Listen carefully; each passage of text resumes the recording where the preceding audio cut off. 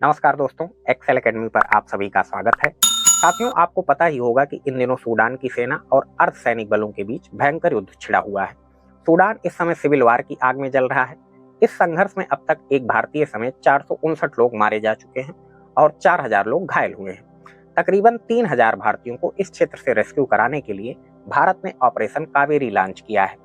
ऐसे में एक मर्सनरी ग्रुप अर्थात भाड़े के सैनिकों का एक समूह, जिसे वैगनर ग्रुप के नाम से जाना जाता है, उसके नेता एवगिनी प्रिगोजिन ने 21 अप्रैल को बयान जारी कर संघर्ष में मध्यस्थता करने की पेशकश की है। न्यूयॉर्क टाइम्स के अनुसार प्रिगोजिन ने कहा कि संयुक्त राष्ट्र और अन्य कई सूडानी लोगों का खून चाहते हैं, जबकि मैं शांति चाहता हूं। आज के इस डिस्कशन में हम जानेंगे कि ये वैगनर ग्रुप क्या है, रूस के राष्ट्रपति व्लादिमीर पुतिन के साथ इसका क्या संबंध है और ये किन किन अफ्रीकी देशों में ऑपरेट करता है, इसकी प्रेजेंस कहां कहां स्थित है। सबसे पहले आइए जानते हैं कि सूडान में इस वक्त गृह युद्ध क्यों चल रहा है, क्या कारण है इसके। सबसे पहले अगर हम मैप में सूडान को देखें तो ये है सूडान। ये इजिप्ट के ठीक नीचे है। सूडान की रेड सी के पास एक कोस्ट लाइन भी है। यहाँ पर एक दूसरा देश साउथ सूडान भी है। पहले ये सूडान का ही भाग हुआ करता था, लेकिन 9 जुलाई 2011 को हुए जन्म संग्रह में साउथ सूडान को सूडान से आजादी मिल गई। 1980 के दशक से ही ये दोनों देश अर्थात नॉर्थ और साउथ सूडान एक दूसरे से लड़ रहे थे। एक प्रकार से ये भी गृह युद्ध ही चल रहा था। इनके लड़ने के कारणों की अगर बात करें तो रिलीजियस प्रैक्टिस में अंतर होना, एथनिसिटी, पॉलिटिक्स और इकोनॉमिक्स, ये सब प्रमुख कारण है। उत्तरी सूडान में दरअसल अरबी मुस्लिमों का प्रभुत्व है। ये लोग वहां की सरकार का समर्थन करते थे। वहीं साउथ सूडान में एक South Sudan People's Liberation Movement या आर्मी नाम का ग्रुप है। ये ग्रुप मुख्य रूप से ब्लैक अफ्रीकन क्रिश्चियन के द्वारा डोमिनेट किया जाता है। इसमें कुछ अन्य लोग भी हैं जो अफ्रीका का ट्रेडिशनल रिलीजन प्रैक्टिस करते हैं। इन्हें एनिमिस्ट कहा जाता है। इन दोनों के बीच गृह युद्ध तकरीबन 30 सालों तक चला, जिसमें लगभग 20 लाख लोग मारे गए, लाखों लोग शरणार्थी हो गए। जनवरी 2005 में सूडान सरकार और South Sudan People's Liberation Movement या आर्मी के बीच एक शांति समझौता हुआ। इस समझौते में पावर, वेल्थ शेयरिंग, गवर्नेंस और सिक्योरिटी जैसे प्रावधानों को सम्मिलित किया गया। इस प्रकार 9 जुलाई 2011 को साउथ सूडान को आजादी मिल गई और यह अफ्रीका का 55वां देश बन गया। इस प्रक्रिया में मध्यस्थता कराने में यूनाइटेड नेशंस, यूनाइटेड स्टेट्स और अफ्रीकन महाद्वीप में जो भी और देश सम्मिलित हैं वो भी शामिल थे, लेकिन जो मुख्य अंतर्राष्ट्रीय संगठन था वह यूनाइटेड नेशंस था और मुख्य देश जो था वो अमेरिका था। उम्मीद है आपको यहाँ तक मामला समझ में आ गया होगा। अब हम वर्तमान परिदृश्य पर आते हैं। अभी जो मामला या हालात बने हुए हैं उसमें सूडान और साउथ सूडान का कोई इशू नहीं है। इस समय हिंसाएं जो हो रही हैं सूडान की राजधानी खार्तूम और उसके निकट स्थानों पर हो रही हैं। एक तरफ है सूडान आर्मी के जनरल अब्दुल फतेह अल बुरहान, जो कि सूडान आर्मी के जनरल हैं। ये सूडान के डिफैक्टो रूलर भी हैं करंट में, इन्हें आप प्रेसिडेंट भी कह सकते हैं। और दूसरी तरफ है मोहम्मद हमदान, ये आरएसएफ यानी रैपिड सपोर्ट फोर्सेस, जो कि सूडान की एक पैरामिलिट्री फोर्स है, उसके डिप्यूटी जनरल हैं। तो एक प्रकार से इन्हें आप वाइस प्रेसिडेंट कह सकते हैं। यही दोनों लोग एक दूसरे के खिलाफ सत्ता के लिए मैदान में हैं। कभी दोनों लोग एक दूसरे के जिगरी दोस्त हुआ करते थे। यही कारण है कि सूडान में केओस मचा हुआ है। आरएसएफ के गठन की कहानी भी काफी मजेदार है दोस्तों, आइए उसको भी जान लेते हैं। 2003 में जो सूडान का जो पश्चिमी भाग है दारफुर, यहाँ पर एक हिंसक आंदोलन हो रहा था। यहाँ के लोग भी सूडान से आजादी चाहते थे। इस आंदोलन को दबाने के लिए सूडान सरकार ने एक मिलिशिया को समर्थन दिया था। इस क्षेत्र में रहने वाले नॉन अरब लोगों को हिंसा के माध्यम से नियंत्रित किया जाना था। ये मिलिशिया इस दारफुर में रहने वाले अरब लोगों की है। फिर 2013 में इसे आरएसएफ के रूप में आधिकारिक रूप से गठित किया गया। इसी की वजह से शायद सूडान के 2 टुकड़े हो सकते हैं।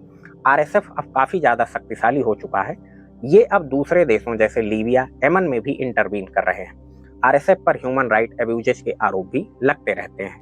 अभी जैसा कि कुछ देर पहले मैंने आपको बताया कि सूडान के मौजूदा डिफैक्टो रूलर हैं जनरल बुरहान, और उनके राज को डिप्यूटी जनरल डागलो चुनौती दे रहे हैं।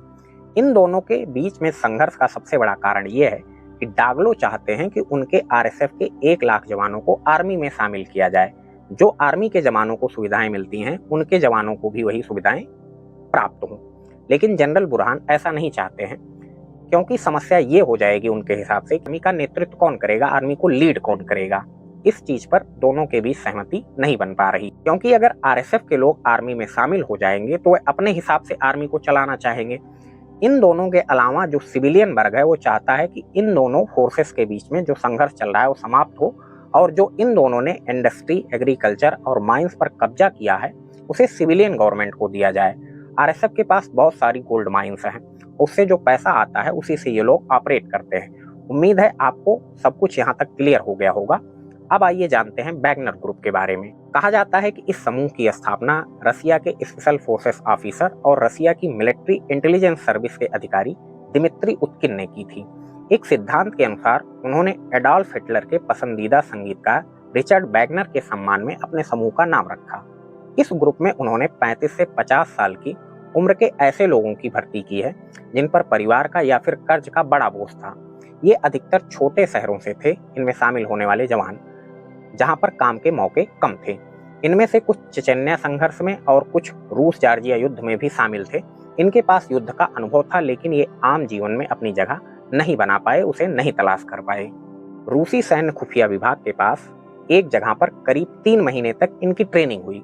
इससे ये अंदाजा लगाया गया कि इस ग्रुप के तार रूसी सेना से जुड़े हुए हैं। इसी आधार पर वैगनर समूह को एक रूसी निजी अर्धसैनिक संगठन बताया जाता है, जिसका नेतृत्व एक अमीर व्यापारी योगनी प्रिगोजिन द्वारा किया जाता है, जिसे रूस में ओलिगार्क कहते हैं, जो अमीर लोग होते हैं। ऐसा माना जाता है कि व्लादिमीर पुतिन को भी वही लोग चला रहे हैं अपने हिसाब से। खैर जो भी है, अब उस पर तो मैं कमेंट नहीं कर सकता हूँ। फिलहाल वापस मुद्दे पर आते हैं। तो जो योगनी प्रिगोजिन है वो पुतिन के शेफ के रूप में प्रसिद्ध है। वैगनर समूह के रूसी राष्ट्रपति व्लादिमीर पुतिन के साथ काफी ज्यादा करीबी संबंध माने जाते हैं। वैगनर ग्रुप पहली बार 2014 में रूस के क्रीमिया पर कब्जा करने के दौरान सामने आया। वैगनर समूह रूसी सुरक्षा तंत्र के साथ मिलकर काम करता है। यह कानूनी रूप से रूस में स्थित निजी सैन्य कंपनी के रूप में इसको मान्यता प्राप्त नहीं है, क्योंकि रूस में निजी वेतनभोगी समूह जो भी हैं वो अवैध हैं। हालांकि 2018 में रूसी राष्ट्रपति ने यह कहते हुए समूह को मान्यता दी कि इस समूह को दुनिया में कहीं भी अपने हितों को आगे बढ़ाने का अधिकार है, जब तक कि वे रूसी कानून को नहीं तोड़ते हैं। आइए जानते हैं कि यह ग्रुप सूडान में क्या कर रहा है। साल 2017 में सूडान के तत्कालीन राष्ट्रपति ओमार अल बशीर ने मॉस्को दौरे के समय रूसी सरकार से कई समझौते किए थे। इन समझौतों में रेड सी के पास जो पोर्ट है वहां पर नौसेना का बेस बनाने की समझौता भी शामिल है। 2 साल बाद यानी 2019 को जब अल बशीर को सत्ता से हटा दिया गया तो वैगनर ग्रुप ने अल बशीर को सुरक्षा और रसद में सहायता प्रदान की और बदले में प्रिगोजिन को सोने के खनन के लिए विशेष अधिकार प्राप्त हुए। अमेरिकी वित्त मंत्रालय का आरोप है कि अफ्रीका के तीसरे सबसे बड़े सोना उत्पादक देश सूडान में वैगनर समूह एम इन्वेस्ट और उसकी कंपनी मेरो गोल्ड के पीछे सक्रिय है। वैगनर ग्रुप ने अलग अलग सरकारों को भाड़े के सैनिक मुहैया कराकर, सोशल मीडिया पर दुष्प्रचार अभियान चलाकर और फर्जी चुनाव मॉनिटर की टीमें तैनात करके पूरे अफ्रीका में अपने राजनीतिक, आर्थिक और सैन्य दबदबे का लगातार विस्तार किया है, जिसकी वजह से रूस को भी लाभ हुआ है। वैगनर ग्रुप के बनने के बाद पुतिन भी लाइक जो इस महाद्वीप में अपने हितों को आगे बढ़ाने के लिए संगठन का उपयोग करता रहा है। रूस भी ऐसा काम करता रहा है। जाहिर सी बात है, जब दोनों के संबंध हैं तो फिर अगर वैगनर ग्रुप को फायदा मिल रहा है तो इनडायरेक्टली रूस को भी फायदा होगा। समूह ने 2019 में बशर के शासन को गिराने वाले सूडानी विद्रोह को दबाने में भी सक्रिय भूमिका निभाई है। हाल ही में रूस ने रैपिड सपोर्ट फोर्सेस यानी आरएसएफ और उसके कमांडर जनरल मोहम्मद हमदान दगालों के साथ काफी मजबूत संबंध विकसित किए हैं, जो कि फिलहाल सूडानी सेना के खिलाफ लड़ने वाले मुख्य प्रतिद्वंदी नेता। आइए जानते हैं कि वैगनर ग्रुप किन किन अफ्रीकी देशों में ऑपरेट करता है। पहला देश है सेंट्रल अफ्रीकन रिपब्लिक।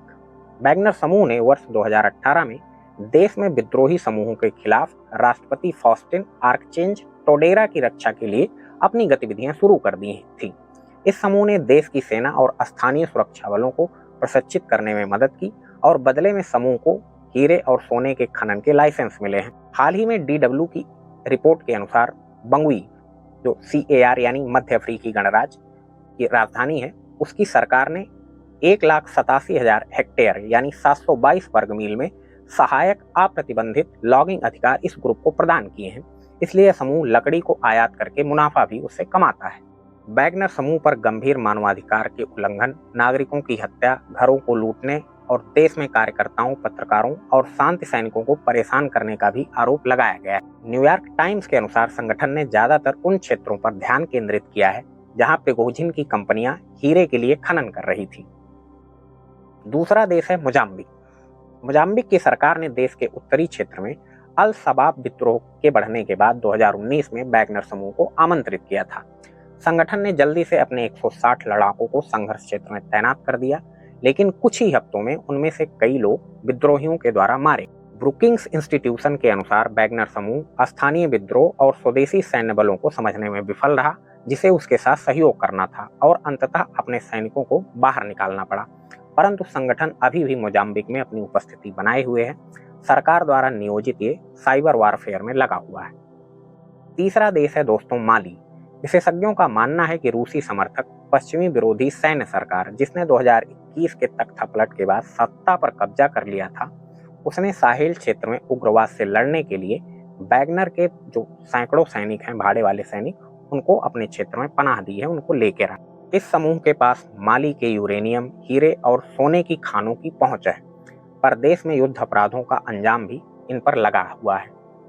इसके कई हमलों में सैकड़ों निर्दोष नागरिकों की मौत हुई है। इसके अलावा बुर्किना फासो और लीबिया में भी इस समूह की अच्छी पकड़ है।